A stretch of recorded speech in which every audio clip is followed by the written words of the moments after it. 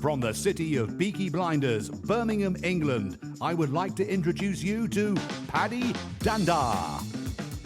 As the world becomes more automated and the robots take over, it's imperative that we build the right human skills for the future. So pull up a chair, grab a samosa or two, and make yourself very uncomfortable. Dear friend, it's a very special day today. Not only is it the day after Halloween, it's the birthday of Apple's CEO Tim Cook. So if you're listening, Tim, many happy returns of the day. But no, that's not what I'm talking about. Today is Global Business Analysis Day. And we'll see thousands of business analysts across the world coming together to celebrate. And I personally have a long connection with this amazing profession. In a previous episode, I shared my journey of going from a professional introvert to a conversational addict. Well, the BA role was pivotal in helping me build the confidence to come out of my shell and helping me harness my human skills. Over the years, I've had the pleasure of meeting amazing people in this profession that have helped inspire me, but also who have given back so much to the community through sharing their knowledge and insights. So I wanted to give back in my own small but important way. And to put it out there, this has been the most challenging episode I've ever put together. I wasn't happy to interview just 1, 2, or 3 guests. I wanted to go big or go home. So in this episode, I've managed to round up 12 of my favorite business analysis thought leaders. And I use the word thought leader in its truest sense. Between them, they probably have more knowledge about business analysis than ChatGPT's grandparents. They are authors, public speakers, educators, coaches, and above all, advocates of business analysis who are passionate about helping others. So in alphabetical order, I am privileged to be joined by Adrian Reed, Angela Wick, Bronya Anderson Kelly, Christina Lovelock, Fabrizio Laguna, Grant Wright, Jamie Toyne, Jared Gorai, Linda Parker, Nick DeVoyle, Sam Merrick, and last but not least, Vincent Mirabelli. So if you're thinking about a career change and curious to know if business analysis is the right career for you, then this episode is a must-listen episode for you. And if you're already a business analyst but want to know how can you take your career to the next level, then I'm confident you'll discover some golden nuggets of wisdom in this episode. But before we dive in to some of my burning questions, I thought I would test out our experts' sense of humour. And this is what they came up with.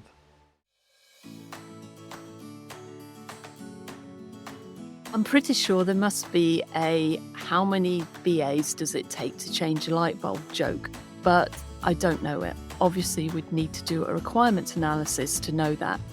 And as you can tell, I'm not really known for my comedy. A good project manager makes updates. A bad project manager makes updates. Yes, it's terrible, I know. Sorry. A BA walks into a bar. They spend the next 15 minutes wondering why someone would leave a metal bar in such a stupid place. They then repeat this 5 times just to make sure they understand the root cause. What do you call a delivery team without a business analyst? My response would be brave. So you can chuckle away at that one if you find it funny. So I thought I would go and have a look at ChatGPT. A business analyst was asked what he does for a living. He replied, "I turn confusion into clarity and problems into solutions." The person asked, "So you're a magician?" The business analyst replies, "No, I'm a BA. We don't make things disappear, we just make them visible." It's okay. Okay, I don't think any stand-up comics need to be worried about their jobs, but one of the key traits of a good business analyst is being able to deal with uncomfortable situations. And possessing a sense of humor also helps to keep the team motivated during the tough times. So thank you, experts, for stepping up to the challenge and going beyond your comfort zone. On a serious note, I find there's often a misunderstanding about the key responsibilities of a BA and the value that they can bring to a project. So, what does a business analyst actually do? I really think it comes down to facilitating the process of problem solving or opportunities, right? So that includes things like making decisions that lead to process changes, system changes, product changes, and all those details we commonly refer to as requirements or discovery work. It's also facilitating the discovery of the impacts of that change. Who is it impacting? And what does that mean to them? And what are the impacts to the data, the tech, the people, the process, the policies, the rules? It's quite far reaching, can go in so many directions and so many different contexts. I think if I look at the Babok guide, it states that business analysis is the practice of enabling change in an enterprise by defining needs and recommending solutions that deliver value to the stakeholders. But I think business analysis has always been about understanding the needs of an organization, whether that's at a strategic, operational, or project level, right? Another one I came across is this. A business analyst is a person who processes, interprets, and documents business processes, products, services, and software through the analysis of data. This is okay, but only goes part of the way to describing what we do. What's important, though, are the key responsibilities, and these are wide and varied.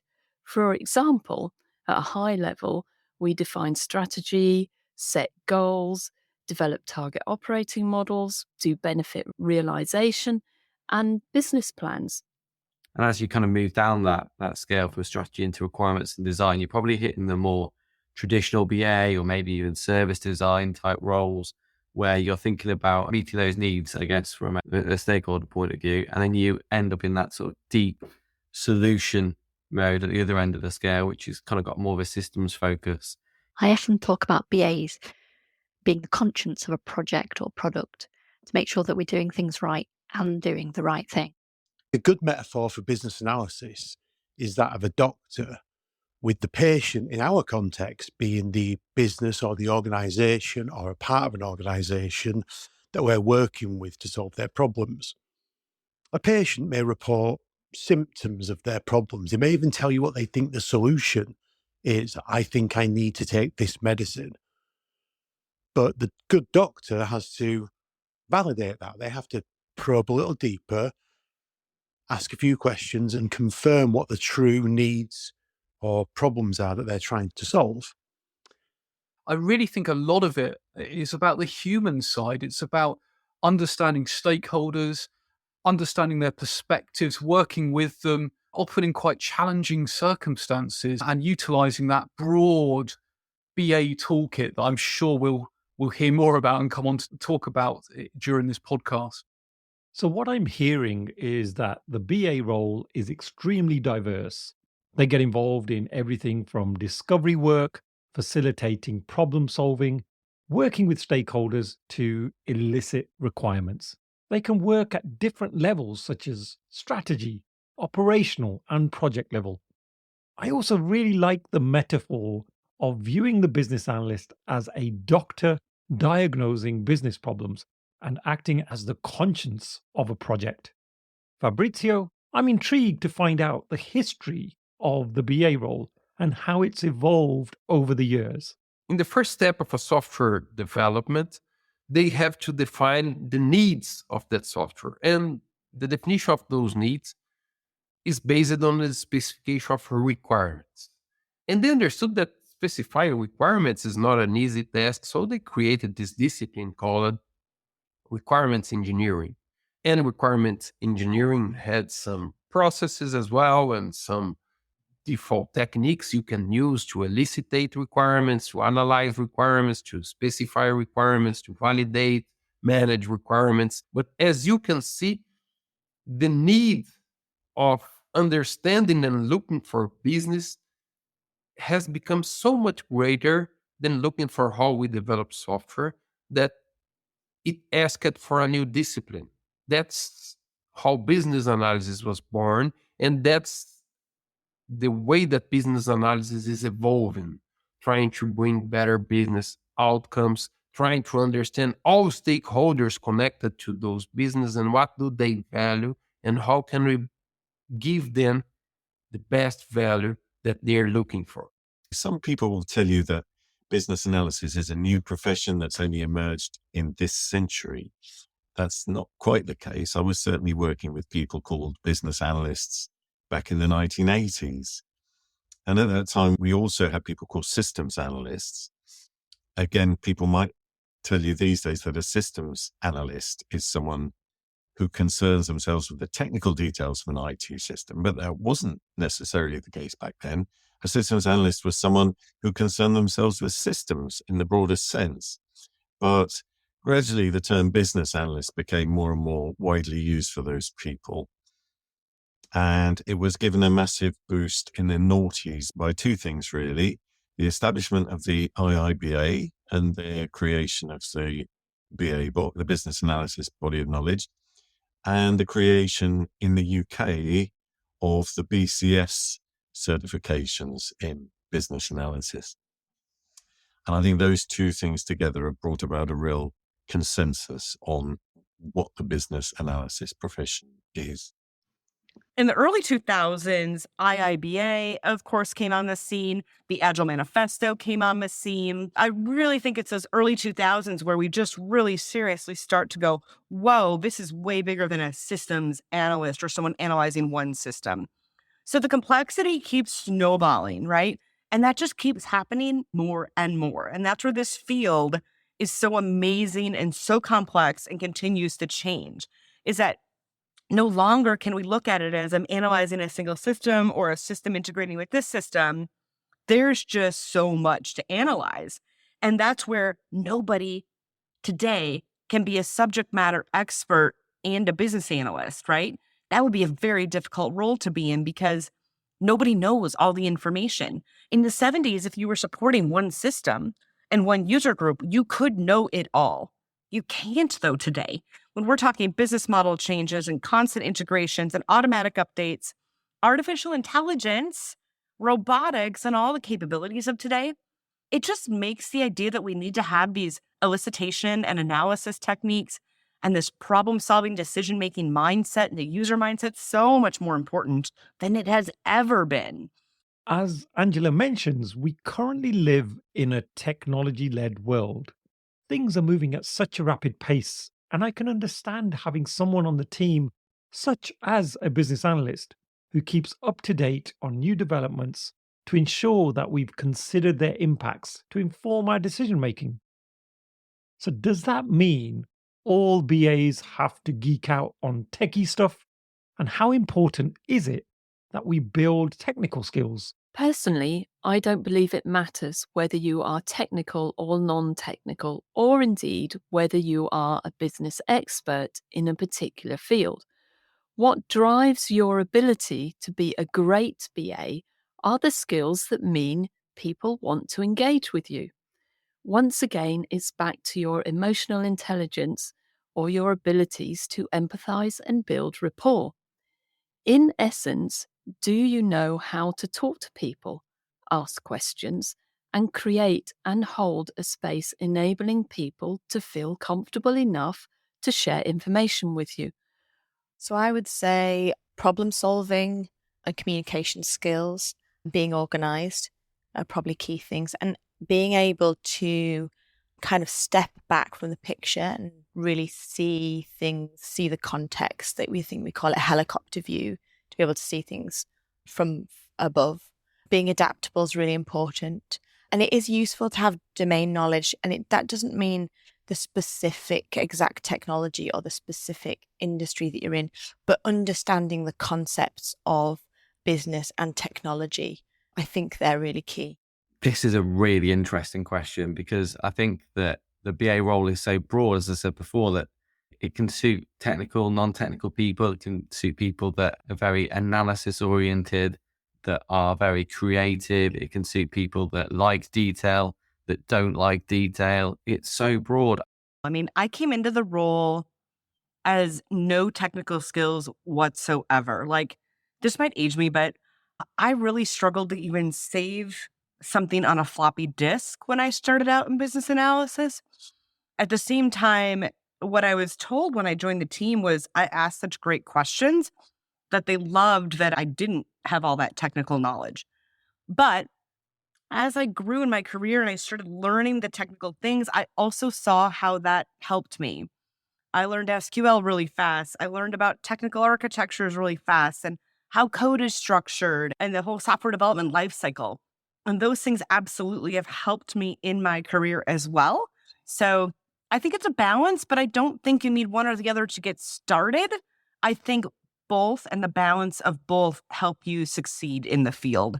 You do need to be happy working with people and communicating with people. And you generally need to have a good grasp of detail. But apart from that, I don't think there's such a thing as an identikit BA. And it would be a bit sad if there was. The top 3 things that I personally look for and I think are invaluable if you're wanting to start out in their profession. One of those is curiosity. So the first C is curiosity. And I think having that curious mindset is really difficult to teach or to learn. I don't think it's not really a learned behavior as such. I think it's something that you either have or you don't have. And, curiosity can be described in lots of different ways. It could be inquisitiveness, it could be nosy. But ultimately, I think, curiosity is such an invaluable behavior that without it, it's very tough to excel in the world of business analysis. The second C is, having a collaborative nature. And I think, being able to get on with people. We're often, working with lots of different people in a time that can be quite scary for some. We were changing stuff in an organization. So when you're working with stakeholders or users, I think being able to get on with people is really important. And I think also that's true as you're working with more senior people in the organization too. Being able to have that rapport and find that common ground and network is key. And my third one is sometimes a controversial one. And courage is, really for me, what brings curiosity and collaboration together. Often as a business analyst, you have to be the one in the room who asks those daft questions, or that aren't really daft questions, but can be perceived as daft questions, to bring it back to something clearer and simpler. Creativity, actually, I think is really key. I don't actually think there's any one set of previous jobs and previous skills. You find BAs have come from all sorts of different backgrounds. I remember once speaking to someone who wanted to be a BA, and they were working in a ticket office at a train station at the time. And you would think, well, what possible similarities are there with working at a ticket office? But they explained to me about how they'd worked on what I would call process improvement opportunities, albeit at a local level. They had that improvement mindset. They talked about how they'd resolve different conflicts with customers.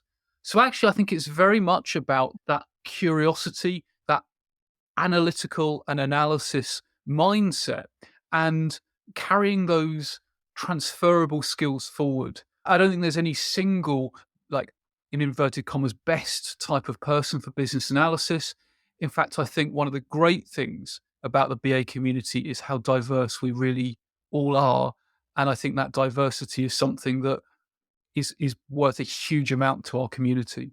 I know excellent BAs who have done all sorts of things, including being a town planner, a paramedic, and a PhD chemist. We're starting to welcome a new generation of BAs through apprenticeships and other entry-level roles who have only ever been a BA, and I'm interested to see how that influences the profession going forward. I don't know that there is a type of person suitable for becoming a business analysis professional. I think everyone does business analysis, but those that do it professionally embrace a particular mindset. They question and analyze situations to understand and drive change. It's about continually asking why, as well as why not, to enable better business outcomes. I remember working in an organization previously, and the leaders decided everyone who wasn't in a dedicated agile role would be rebranded as engineers, including business analysts. I've also heard people say there is no role for a business analyst in an agile team. So what's your thinking around this? And that's to Jamie. I'll start off by saying is that if I had one British pound for every time I'd heard that BAs don't exist in Agile because they don't appear on the Scrum list of roles, I'll probably be sitting somewhere much warmer than just outside Sheffield right now. And I think just to quickly hone in onto that Scrum list of roles that, particularly those quite new to Agile, seem to focus and talk about a lot, is that actually many of the roles that exist in an Agile multidisciplinary team aren't mentioned on that list. User researchers aren't called out, content designers aren't mentioned, service designers, business architects, interaction designers, all those roles which many of us work with day in, day out, don't exist according to Scrum. And of course, those roles are hugely important to success of any digital delivery, any Agile delivery, in the same way that business analysts are. Yeah, so I think similar themes really to a BA in a non-Agile world. I think that the skills are transferable between the different development environments. So things like ensuring and understanding business needs and the requirements, they transfer across both, and you've got to bring them into play in an Agile world too. And things like supporting the solution design to make sure that they meet those needs.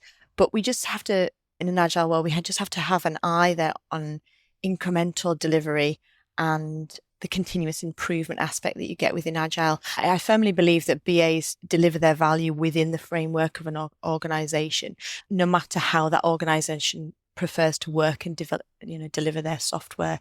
So BAs and Agile, am I going to open that hornet's nest? Oh, go on then. I always remember a friend of mine, Paddy, I'm sure a friend of yours, Paul Turner, who's always got insightful things to say. I remember him saying once, do you know what? You might not need a business analyst on an Agile project, but you do need business analysis. And I'm firmly of the view that's true. I don't care what the person's job title is. You absolutely need business analysis. And if you think about, like Scrum as an example, there ought to be some kind of product vision, right? So actually, even before you've got to the point of saying we're going to do this in an Agile way, someone's got to have understood the problems and opportunities. That's strategic analysis, right? That is a form of business analysis. It's a form, that pre-project or pre-product problem analysis is analysis that isn't always done very well, right? You and I know this. And so that's a whole area where we can add value. It's like, well, actually, if we actually know where we're going, then maybe we'll get there a little bit quicker. I remember someone saying, requirements are not a documentation problem. They are a communication problem. And it's about creating shared understanding.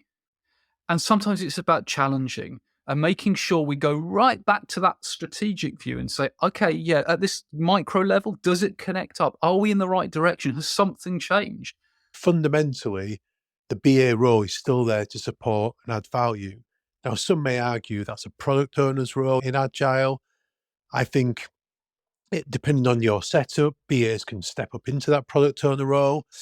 They can almost be part of a product team where they support the product owner and help refine and elaborate user stories to get them ready for sprints.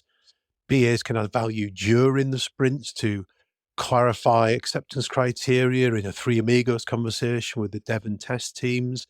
And they can help with that kind of transition of the ready stories into the business by explaining what functionality is being drip fed through to help with business readiness and acceptance. One of the principles of the Agile Manifesto states that the best architectures, requirements, and designs emerge from self-organizing teams.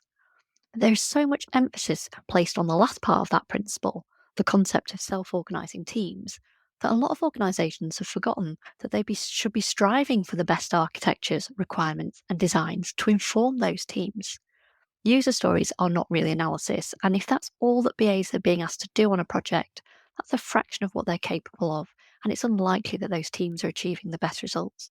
Organizations are now bringing back the business analysis skill set because they understand that business analysis must happen on a project and that the title of the practitioner doesn't really matter. Many business analysis professionals have become product owners, where they take on a leadership role within an Agile team, while other teams have found the need to add business analysis professionals to their project teams. Success begins with business analysis. Thank you, experts. I'm glad we cleared that one up. And I hope we've closed that question once and for all. And if you have anyone in your organization telling you otherwise, then please send them a polite email informing them they may want to reconsider their thinking and share this episode. Now, if you've enjoyed what you've heard so far about the role and feel you'd like to make the move to becoming a business analyst, then where should you start? So, experts, what 2 or 3 steps can someone take to starting a career in business analysis? If you are interested in becoming a BA, I invite you to join the business analysis community. There are a lot of people talking about business analysis, sharing their experience, showing how they are doing business analysis, teaching how to do business analysis using different techniques and concepts. Go for a conference, try to see everything you can find. There's a lot of good podcasts, YouTube channels, and courses online. There's a lot of good content around. You can find the best thing for you, but try to be close to this community. Try to share their mindset and make that mindset part of you. As director of chapters and member engagement at IBA, I think one of the first steps would be to join IBA and your local chapter. Download your copy of the Babylon Guide and learn the techniques and jargon contained within it. Then I'd suggest that you attend business analysis events and meet other practitioners. Foster the business analysis mindset and seek ways in which you can affect change. Be curious, ask questions, and really jump into the profession with both feet.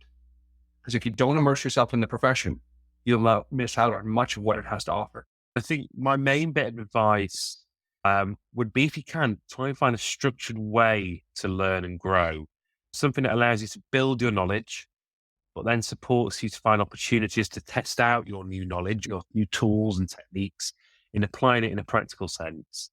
And alongside that, equally as importantly, is it allows you to build your confidence.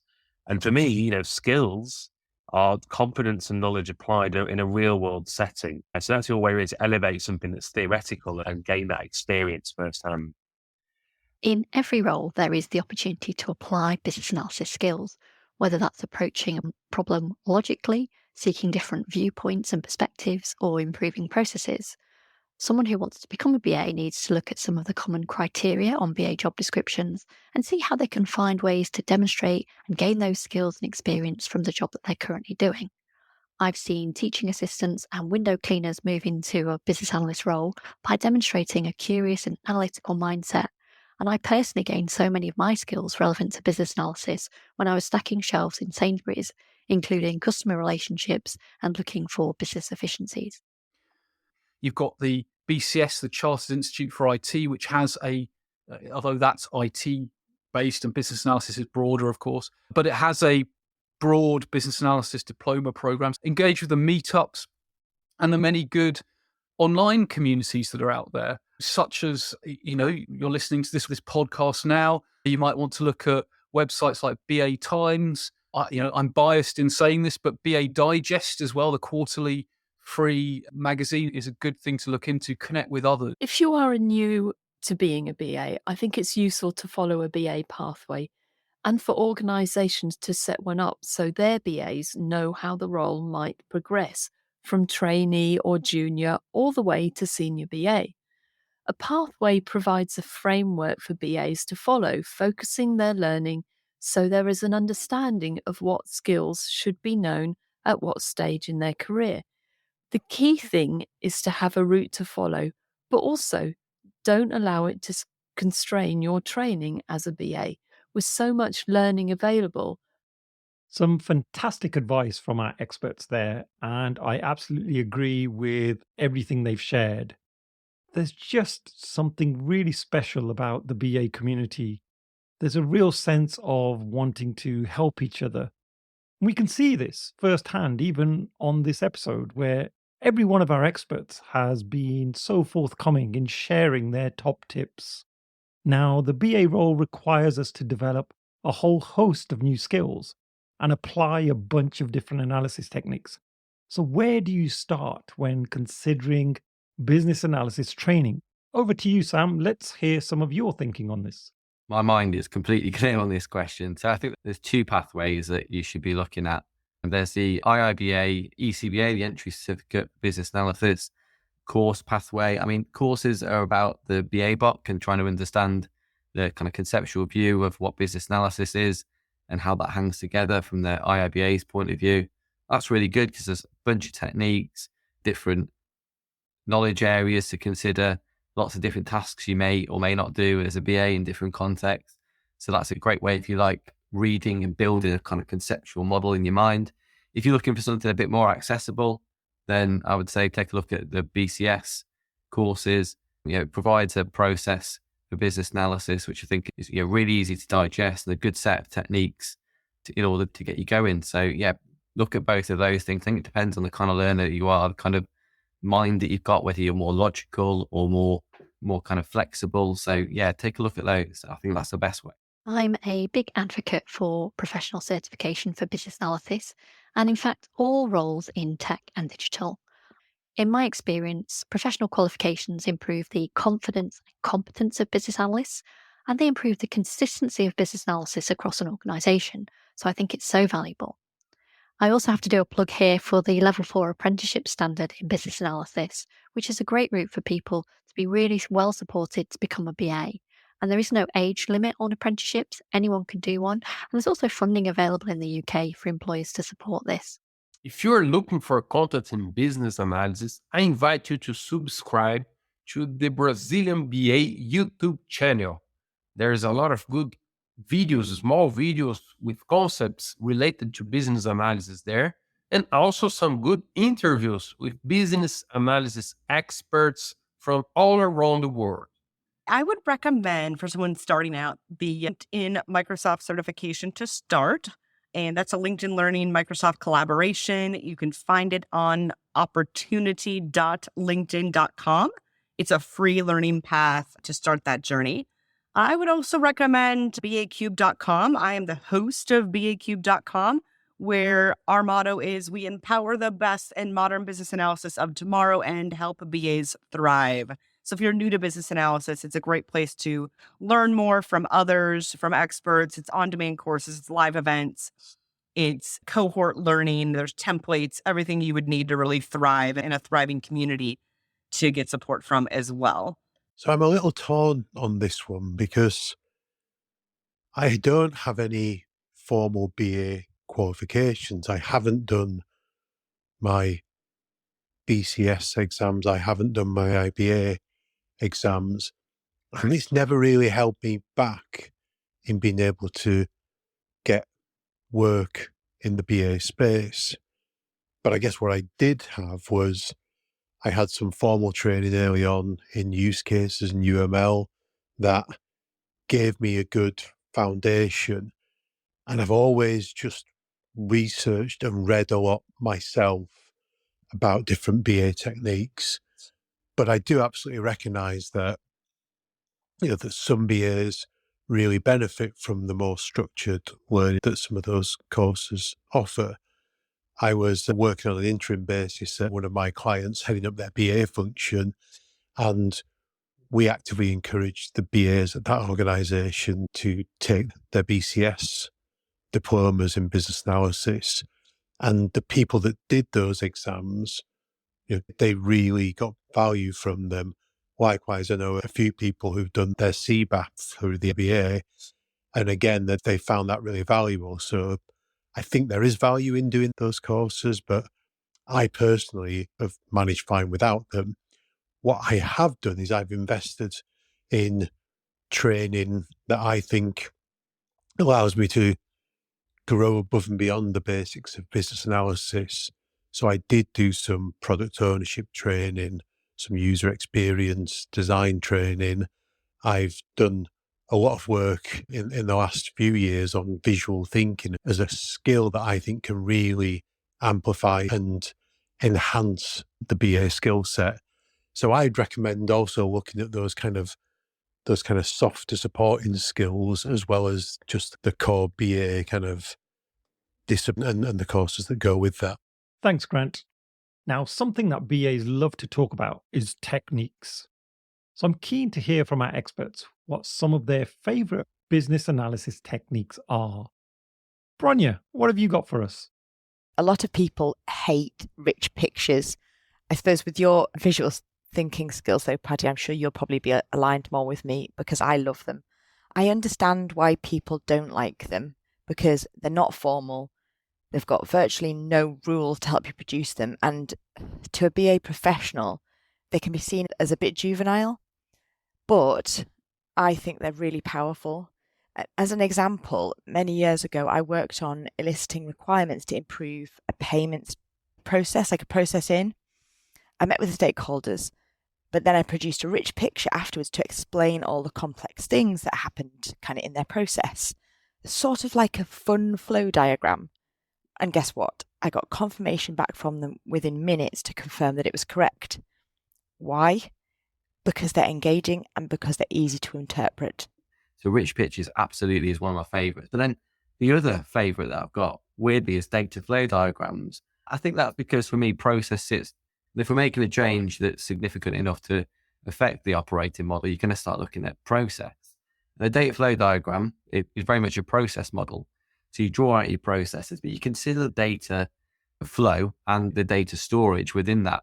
And I think that allows us to be able to think a bit more about what the requirements are of the information that's within that system. And broadly speaking, we BAs are involved in information systems projects.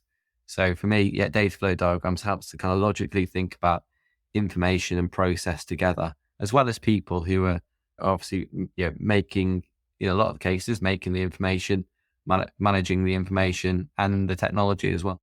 So I highly recommend learning about visual thinking and how to apply visual thinking to express yourself using rich pictures. And the other one was story mapping. If you're working in an agile way, and for me, even if you're not working in an agile way, I just like the way that story mapping allows you to externalize your thoughts, again, in quite a visual way. And you can use online tools as well as physical post-it notes to make sense of the scope of something and choose which high-level activities you want to expand upon and when. So that allows you to then start thinking about planning in a more agile way. I just think it's such a powerful technique, and I'd highly recommend people having a look at Jeff Patton's book on user story mapping if they want to find out more about that. Only one or two techniques? That's just not fair. There's so many more. Goodness. I would have to say, okay, I'm going to name 3. They're all visual models. I swear I use them nonstop with clients and projects, and it always creates light bulb moments for everybody. Number 1, a scope or context diagram. Make it from a user perspective. Number 2, a state diagram or state transition diagram. Number 3, decision tables. Those are my 3 favorite visual models to really get at so many details that go unstated, finds so many requirements that folks are just not thinking about, and really gets the right conversations going. I'm old school, so I still love a process model. If I'm stuck, I'll sketch one out or search for an existing process. This helps me understand the business area I'm trying to deal with. It may not be very detailed at the start, but it helps to focus my mind and is a good way of introducing myself to the business area. Concept modeling is a technique where you can define a business vocabulary using a diagram that connects nouns through verbs. So you may have 2 nouns connected by a verb, and that defines an expression that you can use in your process development, in your requirements, specifications, in your business rules, specifications, or even just to talk about your business. And besides the diagram, you also have a glossary where you define the meaning or the definition of every noun term. So concept models can help your organization to have a well-structured and clear vocabulary to talk about business. The thing that I absolutely love is workshops. I love doing workshops. So when I'm working as a consultant with customers, I try to have a workshop as early as possible in the process, get as many stakeholders as possible together in one room and start working things through together. And the level of energy that you can get going in a workshop is such fun. It really is. It's like the air that I breathe when I'm doing a project, that energy that you get in workshops. There's lots and lots of other techniques. I suppose, some of the more technical, detailed techniques, I suppose the one that I've used more than anything else over the years is data modeling. And it sounds like rather an arcane idea. Data modeling sounds rather technical, but the great thing about it is you can apply it at many different levels. So yes, you can create a data model to describe a database that needs to be built, but you can also create a data model using the same ideas to explore what are the information needs of people in the organization and what are the things in their business, in their world, if you like, that are important to them. Describing one or two of my favorite techniques. The Babylon Guide has 50 techniques in it. And I remember being at a conference a number of years ago, and the speaker was saying that, of the 50 techniques, the typical business analysis professional uses maybe 8 or 9 of them, and then challenged us to increase that, grab one more technique you've never used before. So of the 50 techniques, I do have a couple of favorites. Brainstorming is one of them. I love getting into a group of individuals and we talk about, here's the problem, how can we solve it, and just throw out ideas. There are some amazing stories. I remember hearing one story in the northeast part of the United States where they were having problems with ice accumulating on transmission wires. And what they did is they had a brainstorming session for how do we get the ice off? And at one point, someone said, well, hold on a second. What if we got bears to climb the poles and, the action of them climbing the poles, they would knock the ice off the lines.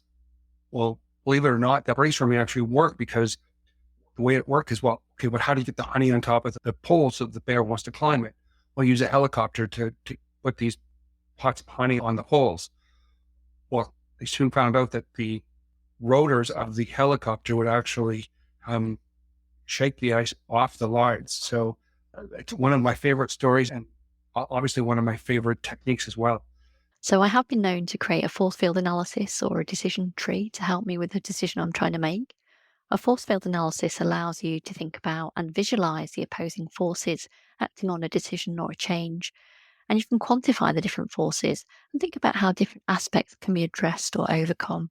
Capability mapping. So, dare I say, venturing more into the world of business architecture in some ways, but understanding how an organization is made up, the capabilities, the components of what an organization does, is something I just found really, essential to do when I'm working with any new organization, whether that be for the first time or one I'm coming back to, and I'm less familiar with it. So I think that's such an important technique to be able to master, and I think it's one which can be helpful, particularly as you grow in the career of business analysis and start working maybe more in a strategic sphere. It's hugely helpful. Okay. So this is one I always answer whenever I see these polls. What's your favorite BA technique? My answer is always coffee. And everyone goes, because, maybe they think it's because of the caffeine or whatever. No, coffee is a great way to get to know your stakeholders, get to know their needs, get to know what their stakeholder requirements are, not just what the business requirements are, to help get to know them as an individual, which then helps to build trust and buy-in from your stakeholders. So coffee is a great technique. If you want something, more formal, I'm a big fan of those enterprise techniques. So SWOT is a great technique for understanding the strengths and weaknesses and opportunities and threats of any given option or solution. I'm a big fan of PESTLE, which is very broad in the enterprise or strategy analysis space. So PESTLE is a great tool for understanding, the lay of the land from political and economic and legal and technological. And I'm going to run through the whole acronym. But, it's a great way to understand what's going on in the market and what's going on out in the world. So those are my favorite too. But number one is always coffee. Okay, so you've heard it here. If you want to be an awesome BA, then you have to fall in love with coffee. Let's now look at the future. With all of the advances in AI, it's probably left many of us a little uncertain about the future of work. And what all of this means specifically for the BA role. Linda, can you tell us more? I think the need and importance of the BA role is stronger than ever.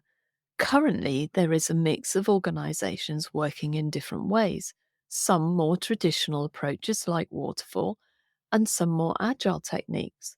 These organisations really need BAs, and as a contractor, I see firsthand the drive for more business analysis. However, this ever increasing demand is outstripping availability, and so the market is in danger of being flooded with underskilled BAs. If you are a BA, be a skilled BA. Embrace learning and not just traditional business analysis ideas and techniques. Work with and learn from your closest allies, like UXers, product owners, content writers, anyone that is really close or on the fringes of what we do. Similarly, develop your people and communication skills. You will then be worth your weight in gold. Additionally, keep in mind future technologies and ensure you remain current. Do not shy away from topics like cybersecurity, analytics, or AI, to name just a few. Just because they seem more technical or edgy, these areas will still need requirements. There will still be users who the organization needs to understand. I see the role of the business analyst is growing far more away from the original IT perspective or software projects where it was first born.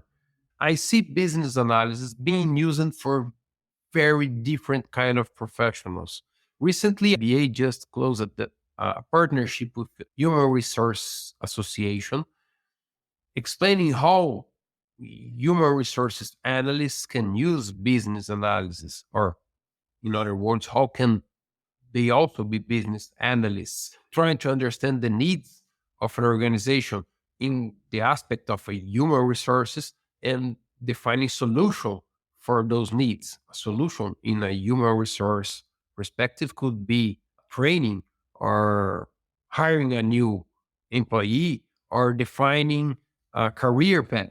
You can have different kinds of solution, but what we are doing when we are analyzing these kind of needs is business analysis. So business analysis as a role is becoming more and more useful for different kinds of professionals. That's why I argue that we should look for business analysis more as a mindset than a role. I always credit Jared Garai from IBA. He's got this great line around, we're not business analysts, we're business analysis professionals. And everybody, whether you're in business, you are a business analyst or you're a business analysis professional. So I don't think that part of it is going away.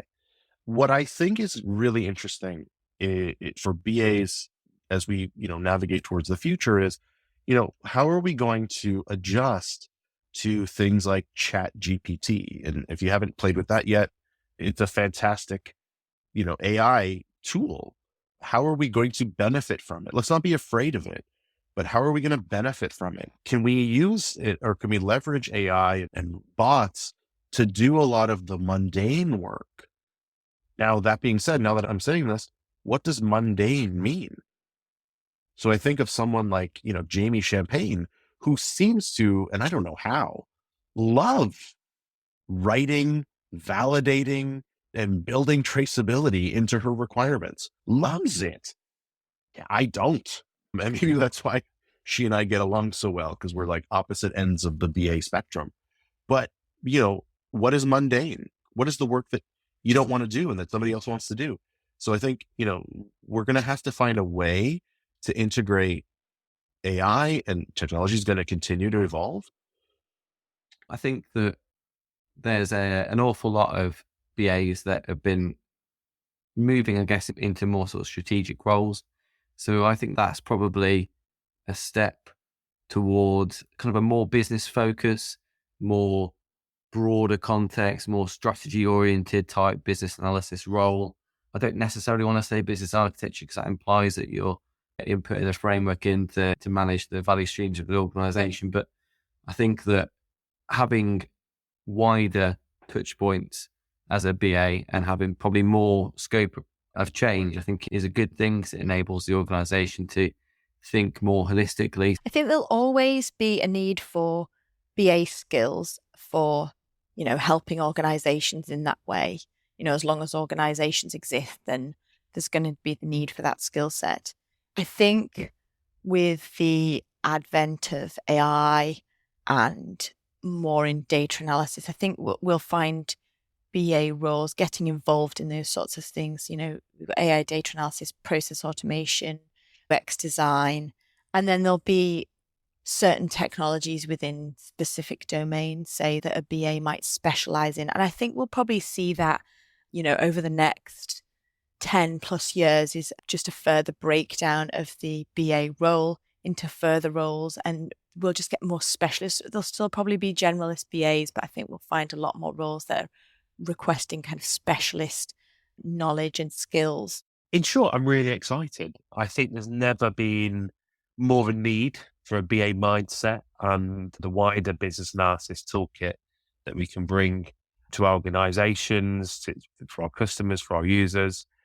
And I think that's for many reasons. The world has never been more complicated, whether that be in the world of tech and data, whether that be the implications of tech and data in terms of ethics, and also whether that be around changing expectations and increased expectations from our users and from our customers. So I think business analysis brings a huge amount to the table in trying to break down that complexity and trying to have clarity and conciseness of where we need to get to, whether that be at an organizational level or delivery team level. But I think there's also a couple of things we need to focus on within the profession to ensure we're best placed and seen as a go-to point of contact to help with some of that stuff. One of those is probably the easier thing to do, and in some ways more obvious, in that we need to keep up to date. We need to evolve as a profession in terms of being aware of, tech and the wider tech landscape that sits around everything we do, whether we're in that particular space at the moment as individuals or not. And obviously what that means then, like I say, from an ethics perspective, other perspectives too.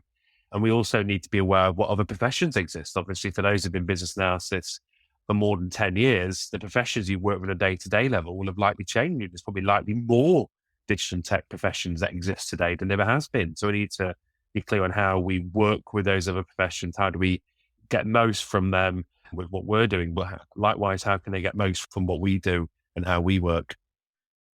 And additionally, I think the other big thing is we need to be, and this is probably the hardest thing, but we need to get our BA brand to be clearer. We need to make sure it's more engaging. And I think there's a lot we need to do in that space, because other professions, being really honest, seem to do a much better job of it. You need to look at the UX professions and product professions. They have a much clearer and a much more engaging brand for what they do.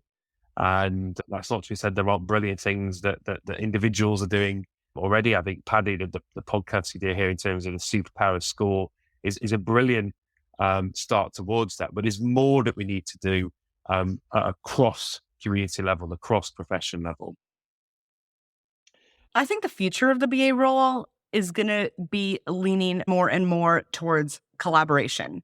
How BAs facilitate information exchanges among others, how they facilitate decision-making, how they facilitate problem-solving, structured conversations, collaboration, and just really guiding a group through the process of making sure that everything is taken care of.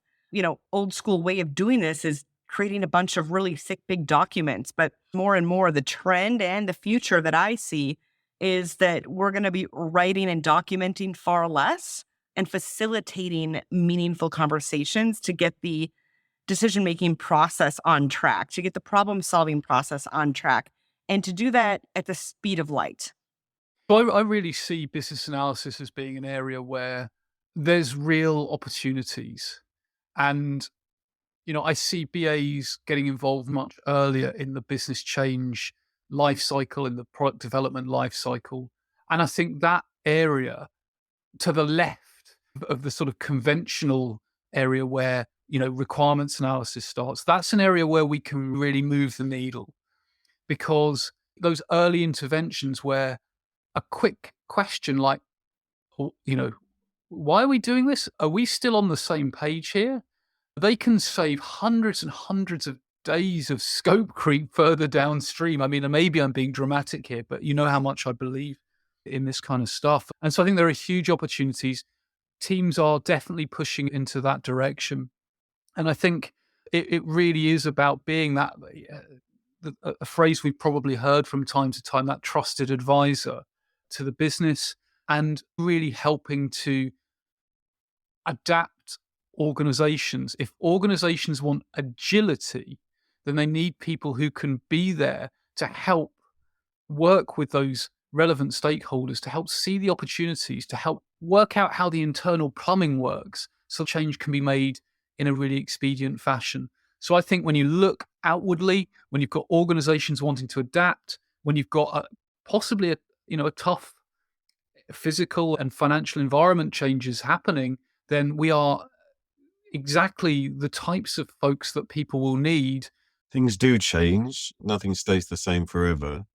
And there are lots of job titles around now that didn't exist 30 years ago.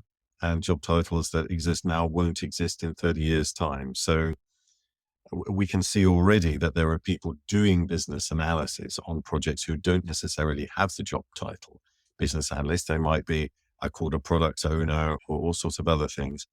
I think in the long run, that will happen to business analysis. There won't be people called business analysts. One day they'll be called something else. And I think, there's a constant process of professions changing their boundaries, splitting, merging with each other, and so on. One thing that I'm particularly interested in is user research. And user research has a massive overlap with business analysis. And also business architecture is another closely related discipline to business analysis. And I think maybe in the future, there will be enterprise designers. And enterprise designers will be people who combine skills in all those different disciplines. I think if you look at where business analysis goes in the future, the obvious thing is the technology, isn't it? It's the introduction of cyber, of robotics, of artificial intelligence, and how those things fundamentally change the world around us and the art of what's possible. That will impact what BAs do. So I think BAs have to keep in touch with that. I know the BA doesn't have to be a technical role, but I do think it has to be a technically aware role. I don't know many projects where you're using business analysis and technology, and those emerging technologies don't have some bearing on that work. So I think those are the obvious things.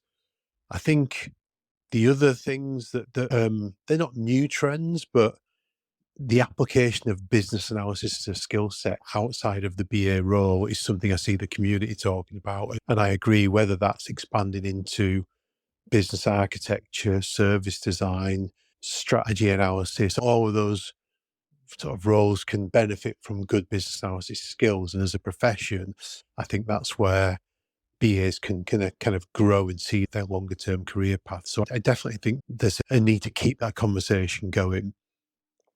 But probably the biggest thing for me that has to improve is the ability for BAs to engage and communicate with their stakeholders. There's so many BAs I've worked with over the years who are comfortable sitting at their desk, doing some modeling, writing a spec, but they're really uncomfortable at getting people in a room, having an engaging conversation, surfacing ideas, leveraging the wisdom of the people and the diversity in the room. And I think that's a missed opportunity. And I think a lot of that is just about confidence, about creative confidence or a lack of it in the BA community. So it's something that I'm passionate about, and I really think that we need to take seriously as things do evolve, and as technology continues to evolve. Our ability to leverage those human skills and to be able to create a human connection are more important than ever. I am excited to see where business analysis goes next. I think it has much more of a role to play in setting strategy and strategic decision making. I hope we're going to see more BAs working at an organisational level rather than a project or product level. And I think that organisations can access this expertise when they have a well-structured BA practice, which has identified and articulated what services it offers to the organisation. So that's what's going to help our colleagues and senior leaders really see what BAs have to offer. This is one of my favorite questions. The future of the BA role, the sky's the limit. It's interesting. You look at the U.S. Bureau of Labor and Statistics says that there's going to be another 800,000 new business analysis jobs in the next 5 years. And that's in the U.S. alone. The world around us needs more business analysis practitioners. And I think, the future is very bright for business analysis. Look at LinkedIn. It says, of the top 10 skills that people are looking for, business analysis, I think it sits at number 6. And you look at some of the other ones, yeah, that's business analysis as well. You look at cloud computing and analytics and data management and whatnot. That's part of business analysis as well. So the future of the BA role is incredibly vast and the world's our oyster. The future looks very bright. Thanks, Jared. I just love your optimism and it gives us great hope for the future.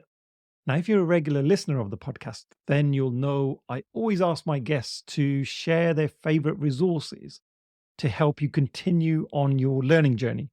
So I put this same question to the experts.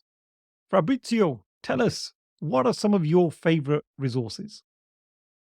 I have been participating in some different conferences around the world, and they're amazing places to learn business analysis, to connect with other business analysts, and to share knowledge. So, building business capability in US is probably a great conference, the biggest I know, held by IBA, the official conference of the International Institute of Business Analysis that happens once a year.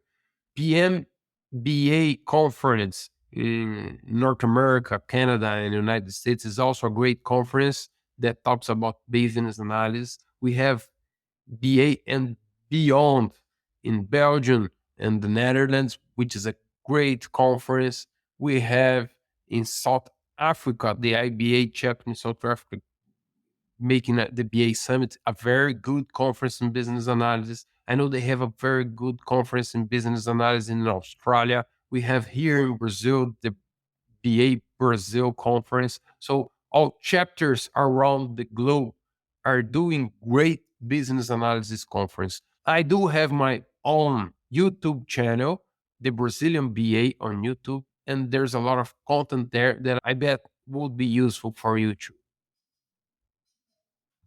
IIBAUK.org. I'm going to say that, aren't I? No, there's loads of stuff on there. So there's loads of past events. So if you've not been a member or a pass holder before and you want to view some of the past events, then either sign up to the IIBA as a global organisation or head along to IIBAUK.org and purchase an event pass. You can book on for new events, upcoming events, but you can also view the event archives as well. And we've had a lot of them over the past couple of years, given we've had COVID, and a lot of the events have been virtual. So that's an absolutely fantastic resource to look at. It's very relevant to BAs and BAs in the UK as well. So if you're based in the UK, for me, then great. If you're a bit more worldwide, then perhaps your local chapter's got more relevant content as well. But no, IIBA chapters are a fantastic resource to use. Well, as I run the BA Life conference, of course I'm going to start there. Seriously, as you said yourself, Paddy, conferences are a great starting point for learning. I also love a good book because I can make notes in it. One of my go-to books is the 4th edition of a book called Business Analysis. There are also many great podcasts like yours and one called BA Brew, both of which I listen to quite often. Similarly, there are online meetups and training sessions. And again, I would be very remiss if I didn't suggest any BA would do well to attend BA Live, the BA festival in a day. And you don't need to go anywhere for this because it's all online. For more details, check out www.balive.co.uk. Resources for BAs, I would say connect with me on LinkedIn. I am posting resources all the time, posting content as well. So I'm Angela Wick. It's Angela Wick CBAP, I think it is, on LinkedIn. You'll find me. And there's just a great community on LinkedIn of folks that are posting all sorts of resources, getting great conversations going, posting videos, etc. There's the BCS book, Business Analysis, and Business Analysis Techniques, which is more of a kind of toolkit type approach. And if you want a little bit of info in the BA career, then doing a little plug for myself, I wrote a book called Business Analyst by BCS, which is nowhere near as good as the other books. But hey, you might want to humour me and buy a copy. And also check out all of the good blogs and online content as well. That's definitely worth doing. So I'm personally more of a book person than a podcast person. I've got literally hundreds of books about business analysis and related areas. There are actually a lot of good books by BCS. So it's worth knowing that if you're a member of BCS, there's something called the BCS Library, which is an online resource that allows you access to all BCS's books. So you can read about, agile, user experience, product management, business architecture, all sorts of related areas as part of that. So that's something worth considering. Another great book is Business Analysis and Leadership, edited by Penny Pullen and James Archer. I would say that because I wrote one of the chapters in it.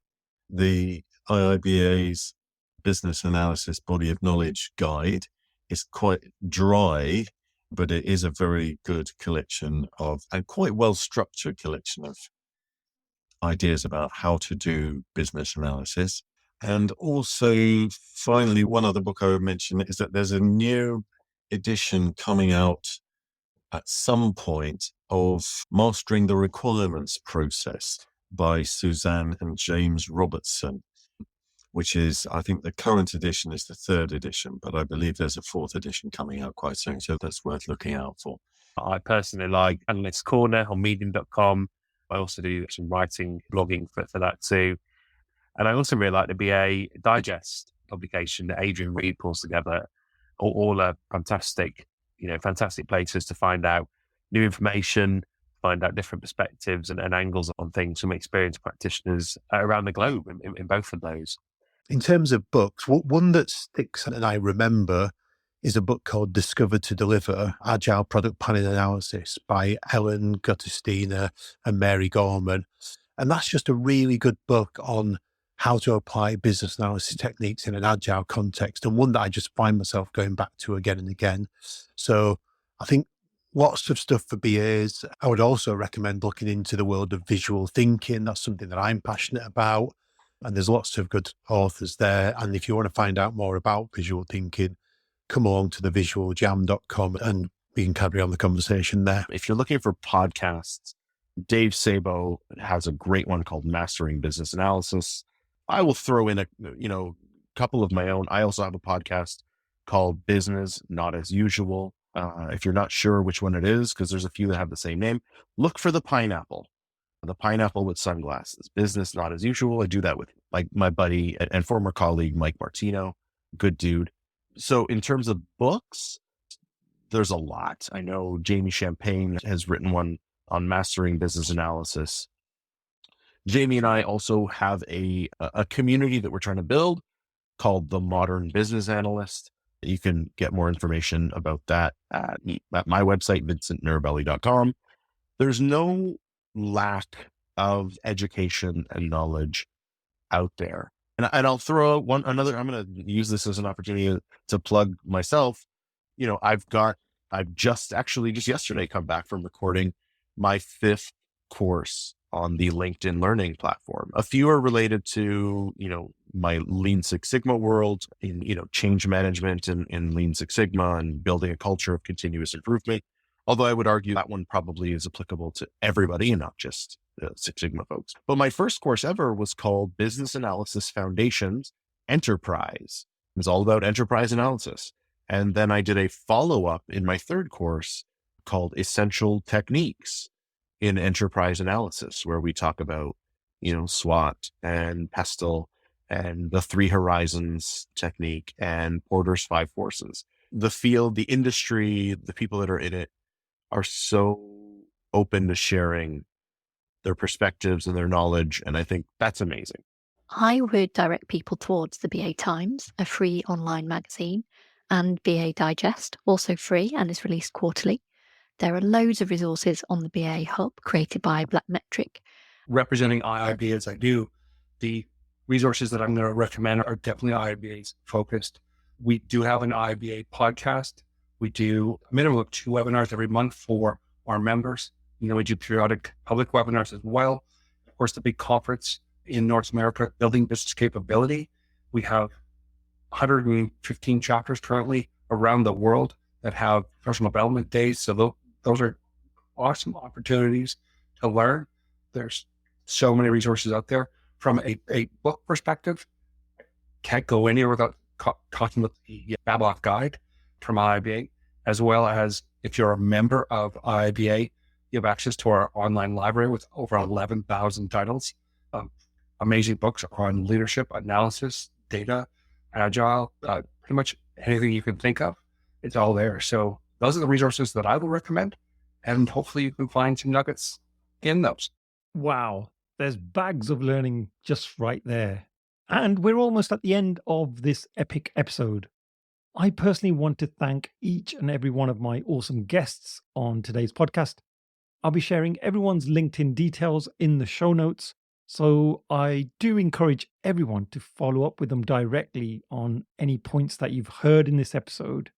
Thank you very much for having me on the Superpower School podcast. I'm so chuffed to be invited to do this, so thank you very much. If anybody's got any need to get into contact with me, you can find me on LinkedIn. Be awesome to connect. And thank you again. Thank you very much for having me here, Paddy. It was a pleasure and an honor. Thank you, everybody, for hearing it. And if you want more information, please check my website, thebrazilianba.com. Subscribe to my YouTube channel, The Brazilian BA on YouTube. And let's get connected. Find me on LinkedIn. My name is Fabrício Laguna. It will be a pleasure to connect with you, to have you in my network, to share information with you. Don't be shy. Thanks so much for giving me this opportunity to talk about business analysis, which is pretty much my favourite topic. You can keep in touch with me, Christina Lovelock, via LinkedIn, and you can hear more from me in the BA Times, IT Now magazine, and BA Digest, or in the book that I wrote with Deborah Paul, which is called Delivering Business Analysis. Bye for now, and thanks again, Paddy, and for everyone for listening. Thanks very much for having me, Paddy. If anyone would like to keep in touch, I'm easy enough to find on LinkedIn or Twitter. It'd be great to hear from you. You might be interested in taking a look at the articles I've been writing in BA Digest. And I've been writing a series of articles in there about group construct analysis, which is a way of understanding organizations and people in organizations and the way that they think and talk and influence each other. So it'd be great to hear from anyone that wants to keep in touch. Thanks very much, Paddy. So folks, thank you so much. And Paddy, thank you so much for having me on the show. You're a gentleman and a scholar, and one of the finest dudes I know, even if you are from Birmingham. Oh, just kidding, man. Don't send the Peaky Blinders after me. But anyways, I want to thank you for inviting me to participate and share my thoughts, share my perspectives on things. I would invite all of your listeners to provide feedback. I want to hear, what do they agree with? What do they disagree with? Any of the things that I've said. And, if anyone wants to hit me up, they can get me at my website, vincentmirabelli.com. Oh, I guess let me also promote while I'm here, Analysts After Work. And I know, Paddy, you were a memorable guest on Analysts After Work where, I refused to draw. I kind of regret because it should have played along. But anyways, so Analysts After Work, vincentmirabelli.com. And, you and your podcast, you're awesome, dude. Paddy, thanks again for inviting me on to the Superpowers School podcast. I've long been a fan of the series, so I was really humbled when you invited me onto it. If anyone's enjoyed listening to what I've had to say, would like to follow up the conversation, please get in contact with me either via LinkedIn or via the Herd Consulting website.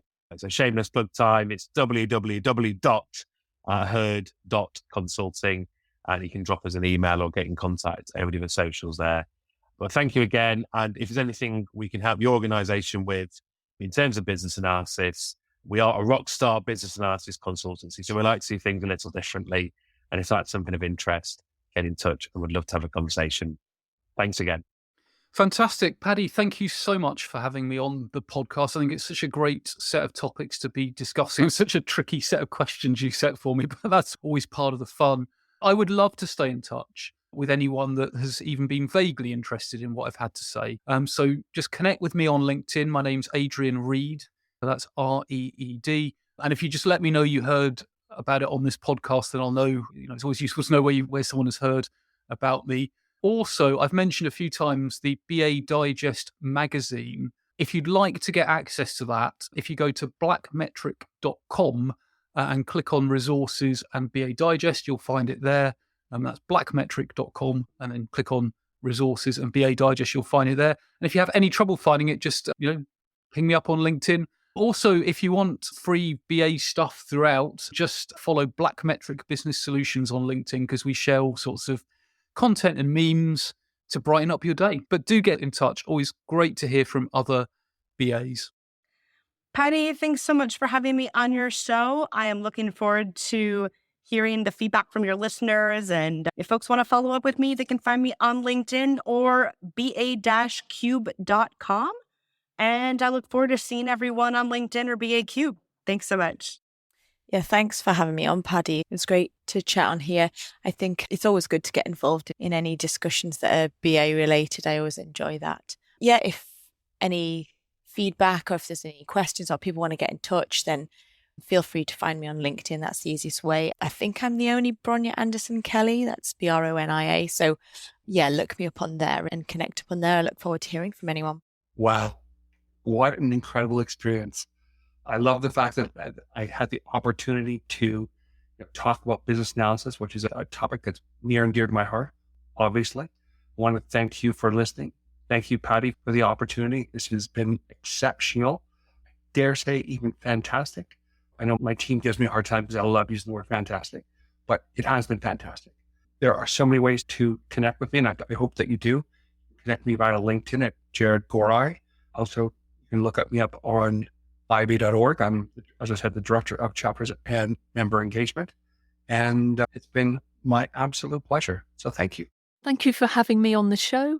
If you want to know more about me, being a BA, or the BA Live Conference, you can find me on LinkedIn. My username is Linda Parker BA. Feel free to get in touch.